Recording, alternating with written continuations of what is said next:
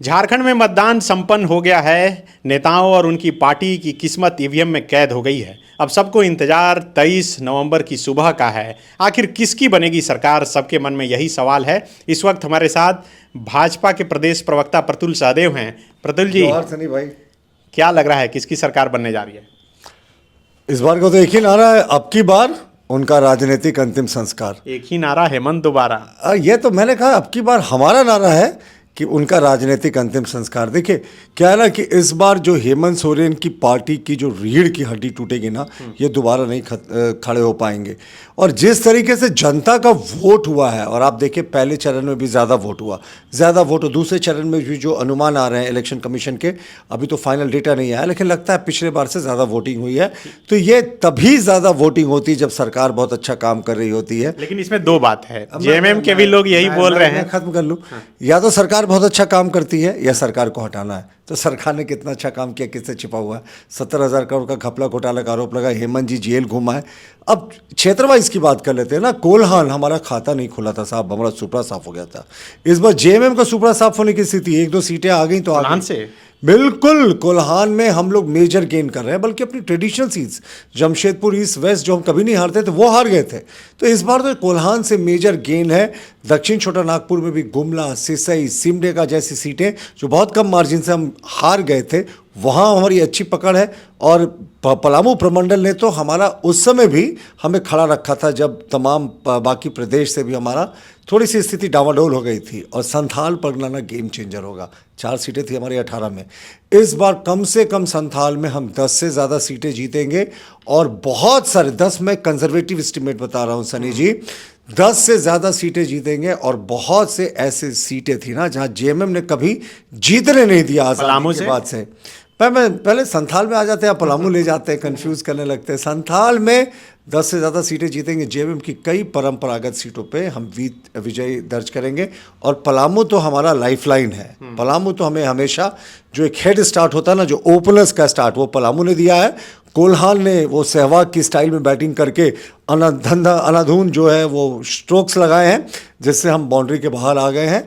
और अब हम बस वो सरकार बनाने के दहलीज पर खड़ा है। और संथाल ने अंतिम मोहर लगा दी है। आपने कहा कि रीढ़ टूट जाएगी, वो झारखंड मुक्ति मोर्चा तो यही कह रही है कि इस बार बीजेपी हारेगी और अगले 15 साल तक फिर उठकर खड़े नहीं हो पाएगी। ये तो बहुत सारे लोगों ने ऐसे ही अनुमान लगाया था। भाई हम 2 सीटों से जब आज तीसरी बार सरकार बना सकते हैं केंद्र में, तो हमने तो विपरीत परिस्थितियां देखी हैं। पर झारखंड मुक्ति मोर्चा ने तो अधिकांश सत्ता की मलाई खाई है। जब 98-99 में लोग अंतिम लड़ाई के लिए लड़ रहे थे, तो ये जैक के चेयरमैन और वाइस चेयरमैन बैठकर मलाइयाँ खा रहे थे।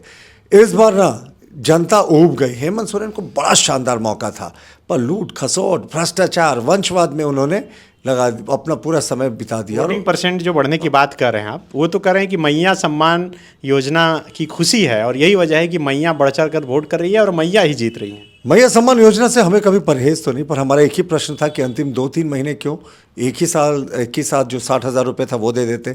2,500 रुपये देने की बात थी तो वो भी दे देते। वो तो मॉडल कोड ऑफ कंडक्ट लगने से पहले कैबिनेट ने अनाउंस किया था, वो भी इन्होंने नहीं किया। तो ये ठगने वाले लोगों की सरकार है। जुमलाबाजी तो जम के हुआ 5 वर्षों तक, अब बहुत हो गया। मैं बार बार एक ही लाइन कहता हूँ, फिर दोहरा रहा हूँ आपके चैनल में, बहादुर शाह जफर की तरह हेमंत सोरेन राजनीतिक राजवंश के अंतिम महाराजा के रूप में याद किए जाएंगे। लेकिन झारखंड मुक्ति मोर्चा कह रही है कि मजबूती के साथ और मजबूत सरकार बनाएंगे। मजबूत सरकार बनाएंगे कि जनता ने उनको बाहर का रास्ता दिखा दिया, वो 23 को पता चल जाएगा। देखिए हमें जो फीडबैक्स आ रहे हैं, हमारे सीटों का आंकड़ा 50 पार करने जा रहा है। 2/3 के आसपास के स्ट्राइकिंग डिस्टेंस में आ जाएंगे। और इस बार परिवर्तन की लहर थी। और इसके सबसे बड़े वाहक जो थे ना, यहाँ की युवा थे, यहाँ के बेरोजगार थे, जिनको लगता था कि सरकार ने उन्हें छला है, जिनको लाठियाँ मिली, नौकरियाँ तो नहीं मिली, जिनको मौतें मिली। उत्पाद सिपाहियों की बात करें तो सबसे बड़ा अंडर करेंट जो था ये युवाओं का आक्रोश था। और महिलाओं को भी था। साहब वृद्धा पेंशन 6 महीने से बंद है, तो महिलाओं का जो वोटर परसेंटेज बढ़ा है उसमें आप ये क्यों सोचते नहीं कि जो वृद्धाएं वो भी निकली हैं अपने वृद्धा पेंशन मानने के लिए। और जो मैया सम्मान योजना का इनका सरकारी आंकड़ा 47 लाख का है। रियलिटी चेक करें, 21 लाख महिलाओं को लाभ मिला है। बाकी महिलाएं भी निकली कि हमें क्यों नहीं इसका लाभ मिला। सरकार बनाने जा रहे हैं, सरकार नहीं, अच्छे मेजॉरिटी के साथ। जरूरत पड़ेगी किसी साथी की और नहीं, ऐसे हमारा गठबंधन है तो सब तो साथी है हमारे। इसके अलावे नहीं, इसके अलावा क्यों ज़रूरत पड़ेगी। और बड़ा हमारा, मुझे लगता है झारखंड के इतिहास में इतना बड़ा मैंडेट किसी ने नहीं देखा होगा जिस मैंडेट के साथ हम सरकार बनाने जा रहे हैं। और ये हमारे विकास और हमारे मैनिफेस्टो जो है उसमें जो दी गई सोच है, और इस सरकार का जो लूट, भ्रष्टाचार और खसोट का राज चला 5 वर्षों तक, उसी की परिणति है। लोग कह रहे हैं कि जयराम महतो भी बड़ा फैक्टर बनकर आए हैं, सरकार बनाने की चाबी उन्हीं के पास रहेगी। देखिए, जयराम महतो के बारे में मुझे टिप्पणी करने का हक नहीं है। वो भी एक राजनीतिक दल के प्रमुख हैं और वो भी अपने दमखम से लड़ रहे हैं। प्रजातंत्र में सबको लड़ना चाहिए, पर ये तो झारखंड मुक्ति मोर्चा वाले उनको उपहास उड़ाते थे, उनको वोट कटवा कहते थे। हम लोगों ने कभी कोई प्रतिकूल टिप्पणी नहीं की उनके बारे में। सबको हक है साहब, लड़ने दीजिए चुनाव, जो जीतेगा। बी टीम थे क्या? बिल्कुल नहीं, वो बी टीम किसके थे वो तो पता चलेगा, लेकिन हम नहीं मानते ए टीम बी टीम। हम मानते हैं सबको चुनाव लड़ने का हक है, उन्होंने चुनाव लड़ा। हाँ, ओवैसी साहब जरूर आए थे जो कांग्रेस की बी टीम है। तो बिल्कुल ये प्रतुल सहदेव हैं जो पूरी तरह से कॉन्फिडेंट हैं कि सरकार बनने जा रही है। एक आखिरी सवाल प्रतुल जी, मुख्यमंत्री कौन बनेगा अगर आपके अनुसार इतनी सीटें आप जीत रहे हैं, कोल्हान में, संथाल में, पलामू में? हमारा झारखंड का एक भूमिपुत्र का बेटा ही बनेगा। विधायक दल की बैठक के बाद, केंद्रीय पर्यवेक्षक और सेंट्रल पार्लियामेंट्री बोर्ड की मोहर लगने के बाद, मतलब अभी तक खोज नहीं पाए। झारखंडी बनेगा साहब। हमारे यहाँ सवाल आप लोग लोकसभा में पूछते थे। प्रजातांत्रिक तरीके से होगा, सब कुछ होगा। और हमारे यहाँ आप इंतज़ार करें, जो विकास के प्रति जिसकी अच्छी सोच होती है ना, बहुत अच्छे मुख्यमंत्री मिलेंगे और एनडीए की सरकार बनेगी साहब। ये सिर्फ भाजपा की सरकार नहीं है, किसी घटक दल को हम छोड़ेंगे नहीं, सबको सम्मिलित करके लेके चलेंगे।